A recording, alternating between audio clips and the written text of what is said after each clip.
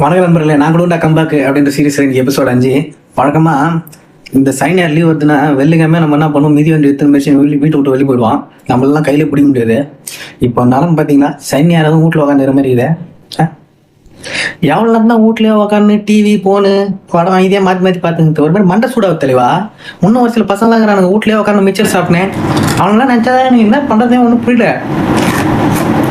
டேய், எப்படி தானே வீட்டில் இருக்கிறீங்க?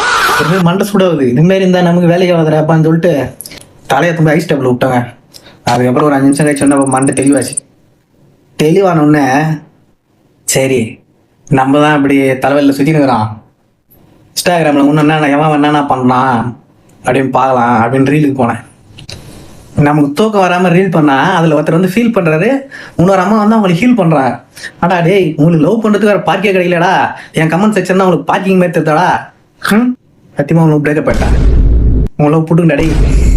மதியம் நம்ம ஃப்ரெண்டு பிரியாணி எடுத்துகிட்டு வந்து கொடுத்தாரு. அது ஜம்முன்னு சாப்பிட்டு நம்ம எக்ஸசைஸ் முடிச்சாச்சு. நீங்களும் எக்ஸசைஸ் டெய்லி பண்ணுங்கள், கன்சிஸ்டண்டாக இருங்க. நாளைக்கு பார்க்கலாம். பாய்.